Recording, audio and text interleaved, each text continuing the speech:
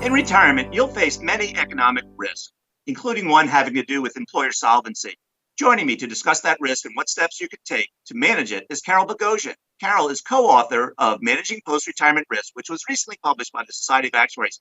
Carol, let's start with you giving us a description of this risk and then the ways to manage it. All right. Thank you, Bob.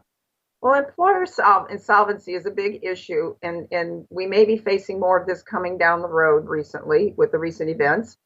First, bad business conditions and bankruptcy creates loss of assets, reduction in benefits, or loss of employment for both workers and retirees. Benefits can be reduced when an employer freezes the plan benefits or terminates a pension plan. Or maybe they eliminate or reduce contributions to a defined contribution plan, such as what we call a 401k plan.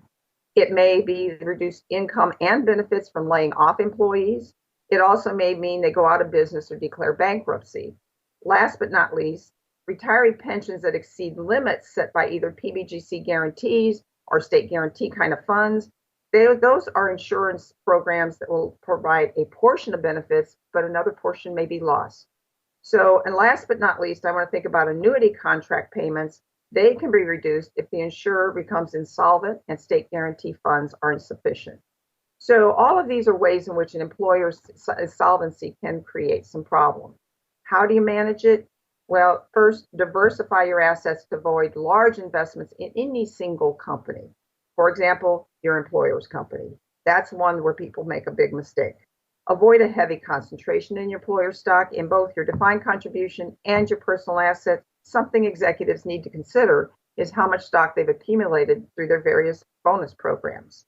Second, understand the PBGC and the state guarantee funds that I mentioned earlier and how they affect your pension and your annuity benefits. What you want to look for is avoiding concentration in any one insurance company, just like you want to avoid investing in any one business. You want to do that with insurance companies. And last but not least, and this is a big one, it's coming up soon. If offered a lump sum in lieu of receiving your pension, learn about how taking the offer would affect your own risk in your long-term income and your future living standards. And here I have to be honest, be realistic. Know whether or not you could actually invest that lump sum to provide the same income that you would have otherwise been able to get. And if you can't, be honest with yourself and find another alternative to taking the lump sum, which is to keep the annuity. So, Carol, one quick question. I'm receiving lots of questions from readers who are worried that if their employer goes bankrupt, that their 401k might be at risk. Any words of advice for them? Yeah. People misunderstand that the 401k is not in the employer's pool of funds. The 401k is actually the funds that are in the plan, specifically already deposited and earning, are actually in a trust fund.